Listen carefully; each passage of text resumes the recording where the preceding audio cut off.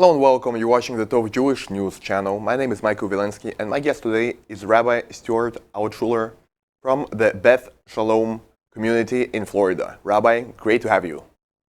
It's great to be here. Thank you for having me.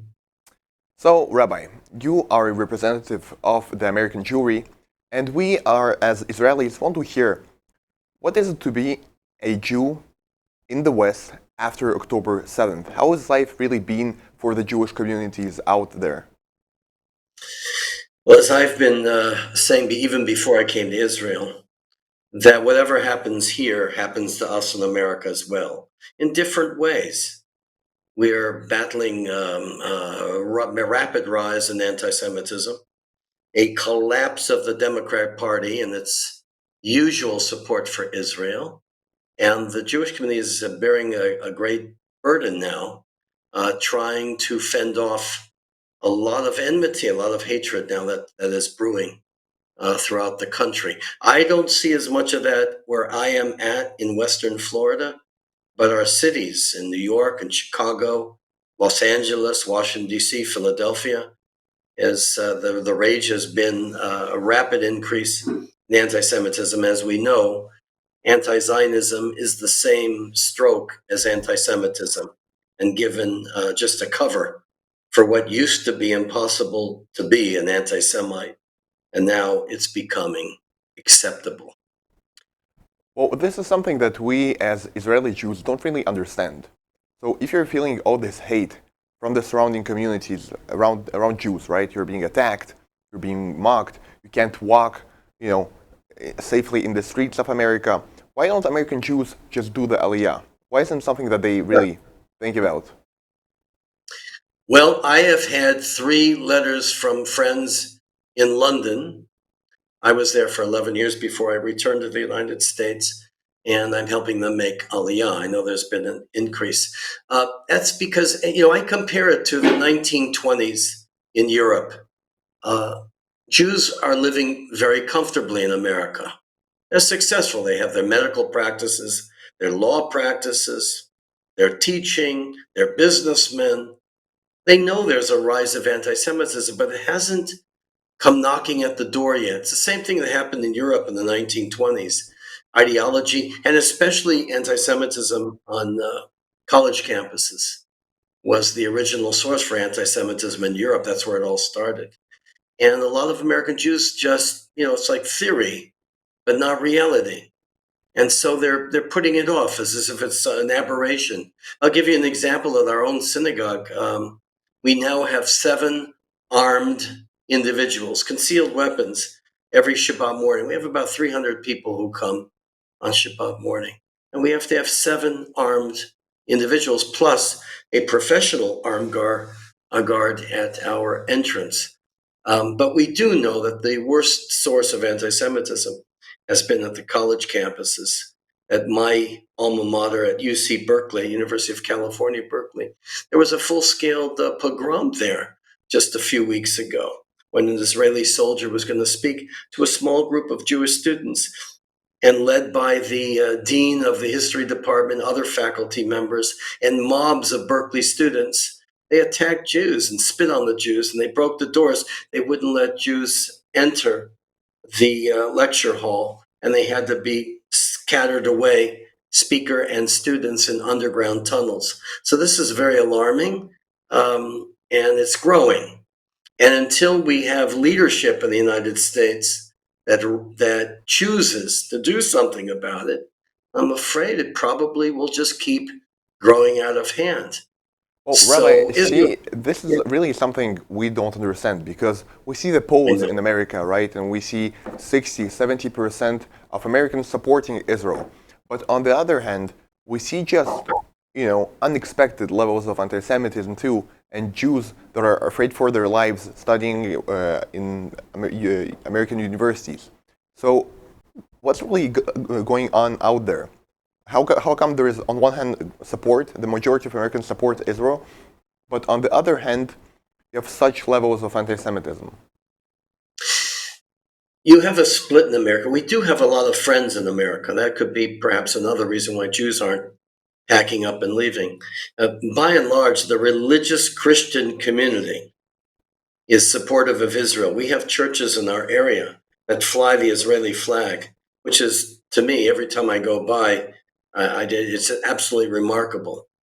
So we do have friends. The problem with America is that the society is splitting to a greater degree between left and, I would say, the old values of America, which has usually been very strong support for Israel. But the left is growing. And unfortunately, the Democrat Party, led by President Biden, instead of showing leadership at a time of increasing crisis, is choosing to fuel the fire. Every time it makes another speech about going after military assistance for Israel and support for Israel and accusing Israel of genocidal activity in Gaza, this just increases exponentially the hatred of Jews in the United States. It's inevitable. So there's no leadership right now from Washington, D.C., because the only way to stop this stuff is for our leaders to say enough is enough. We're not going to tolerate it. But unfortunately, I believe that President Biden and his cohorts are fanning the fuel that's going out of hand. And we don't know what's going to happen after the election in November. But if Mr. Biden is reelected, I'm afraid it's going to get worse and worse. And Israelis should know that. We're in this together. Rabbi Stewart, you've been very outspoken about what's been going on American university campuses. And I want to ask you, what is the origin of that anti-Semitism, especially in university campuses? Where does it come from? Who are these people that hate Jews so much on, progressive, liberal American university campuses? Well, I taught in American universities, very prominent universities, for most of my rabbinic career before I moved to London. And I had this problem 20 years ago. All of our Middle East studies departments, and you can check this out statistically, 85% of them are sponsored by Arab governments, from Qatar to Saudi Arabia and whatnot. And they are anti-Israel. At the University of California campus, where I taught at Irvine, we had a Jewish professor of Middle East studies, a Mark Levine, who changed his name to Mark Levine, who then changed his name to some other derivative. And he was violently anti-Israel and had a large following there. And that's what's happening at college campuses all over the place. Our colleges have been, there was a great book written by a Professor Ellis from University of California, Santa Cruz, in which he documented how most of our professors now lean towards Marxism. And Marxism is not a very positive avenue for academia. I saw the deterioration of academics before me, professors who weren't teaching but politicizing their classrooms. I also had my own issues with what I was teaching and attempts to boycott classes in Judaism.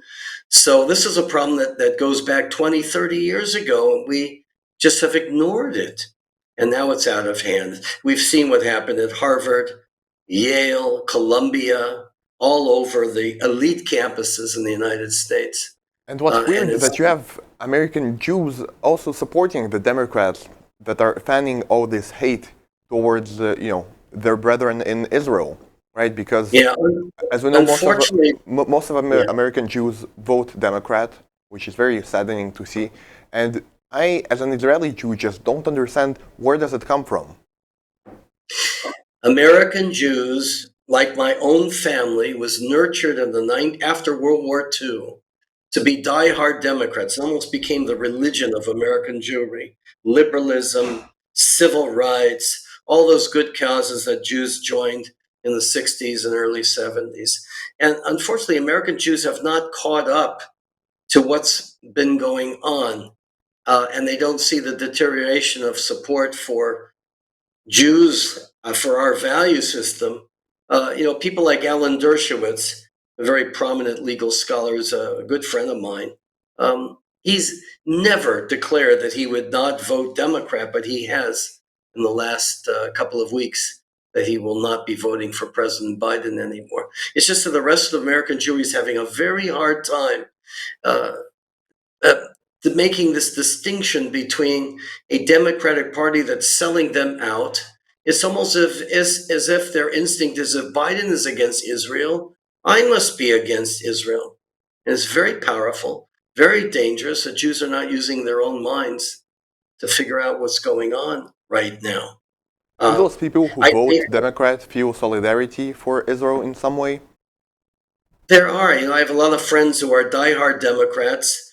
The new mantra that you should know is that if Biden is somehow turning against Israel, it has to do with Israel and it has to do with Bibi Netanyahu.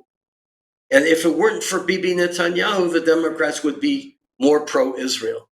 It's simplistic, it's stupid, but you saw the remarks from Senator Schumer and others. This has been the way they've been able to fend off criticism and justification for a dramatic turn against Israel in general. They do not understand that the war that Israel's fighting right now is for Israel's very existence and it could be Netanyahu or anybody else.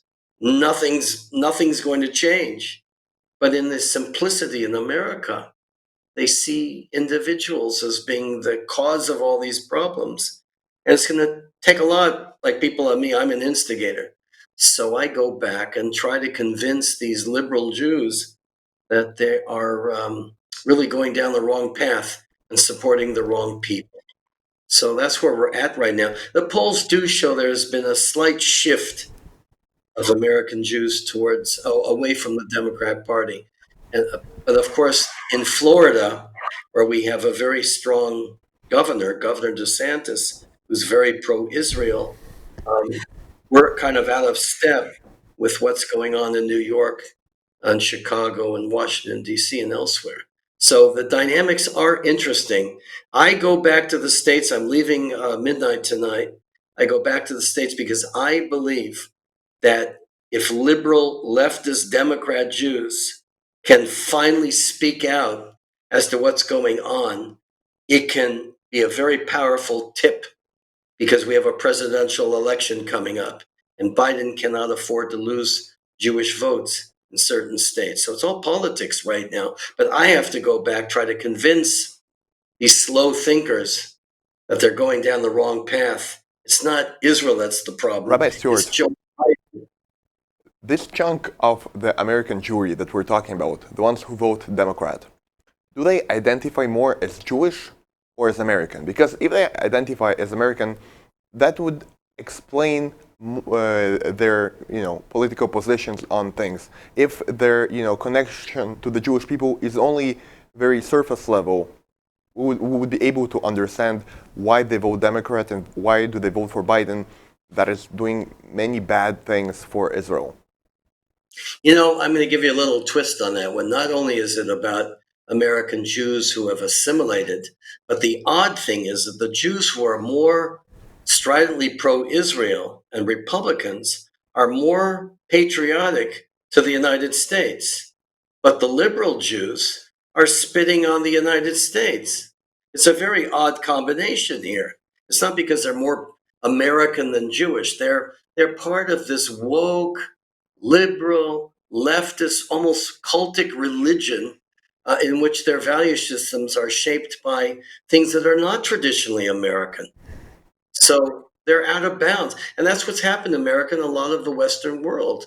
It's a deterioration of our culture and our values as a country. America is a great country, and it's been an ally of Israel and the right values for most of the time since 1948.